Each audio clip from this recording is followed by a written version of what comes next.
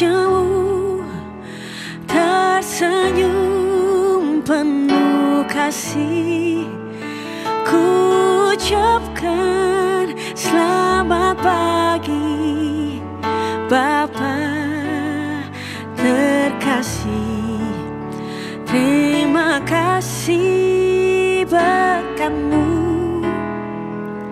sepanjang hari ini. Saat ini ku datang dalam hadirat-Mu.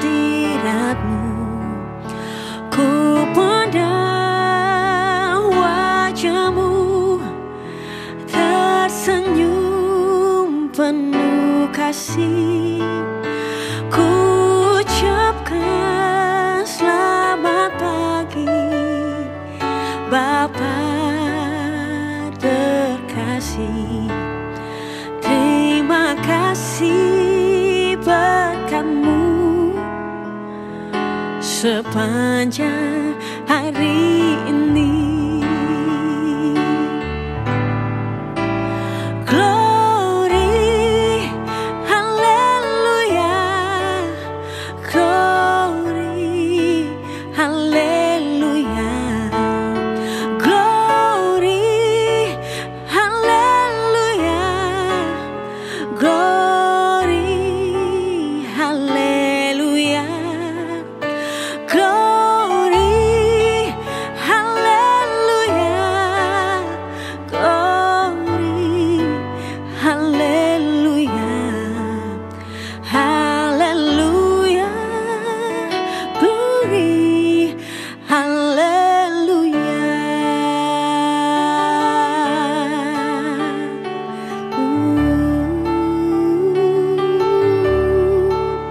Saat ini ku datang dalam hadirat-Mu. Ku pandang wajah-Mu tersenyum penuh kasih. Ku ucapkan selamat pagi Bapa terkasih. Terima kasih berkat-Mu sepanjang hari ini. Glory, haleluya. Glory, haleluya. Glory, haleluya. Glory, haleluya. Glory,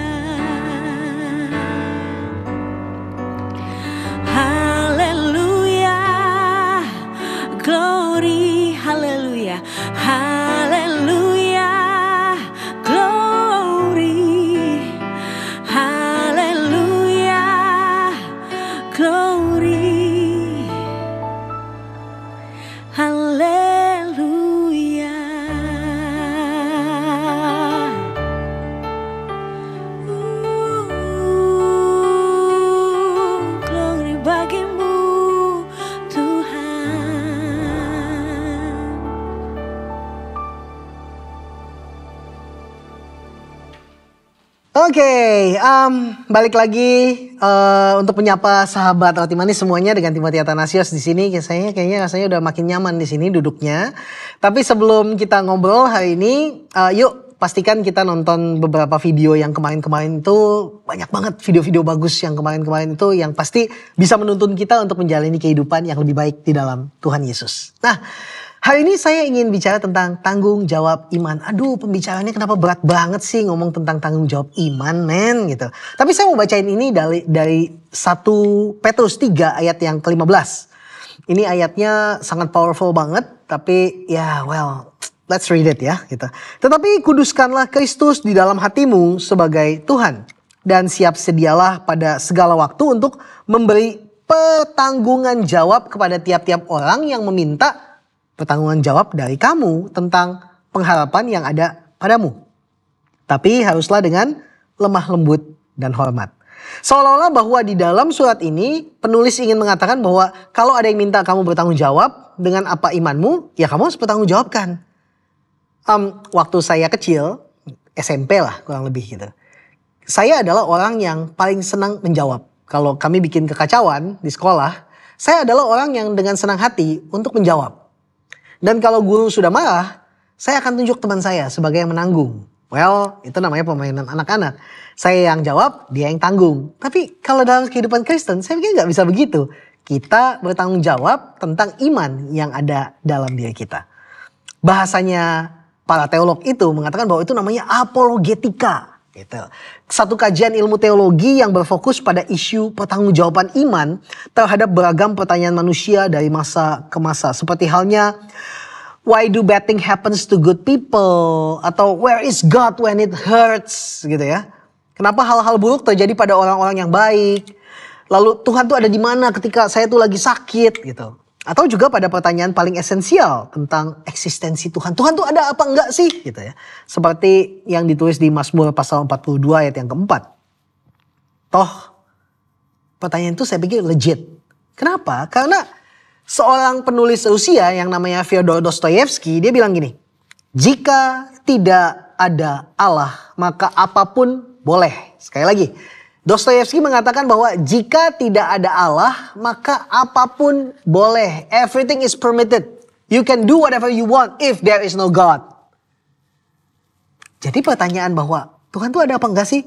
Kalau Tuhan ada, kenapa dia gak peduli sama saya sih? Siapa bilang? Kadang-kadang kita mengambil sisi yang sangat victim. Kita selalu merasa bahwa kita adalah korbannya. Kita gak cukup bagus. Tuhan gak cukup sayang sama kita. But, no. Yuk kita belajar untuk mempertanggungjawabkan iman kita. Saya pikir pertanggungjawaban iman itu dituntut dari dua pihak loh.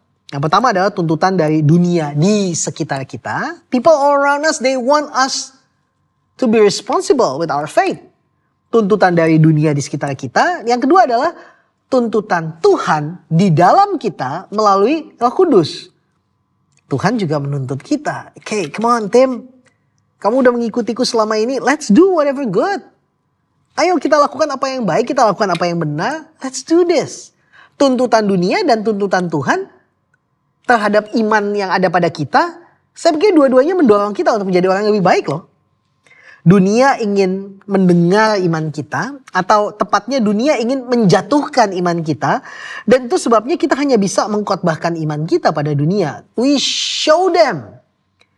We preach our faith to this world. Kita gak bisa meyakinkan mereka. Kita cuma bisa mengatakan dan membuktikan iman kita kepada mereka dengan cara yang paling meyakinkan yang kita bisa. Sekalipun kita tidak bisa memaksa mereka untuk bertobat. Why?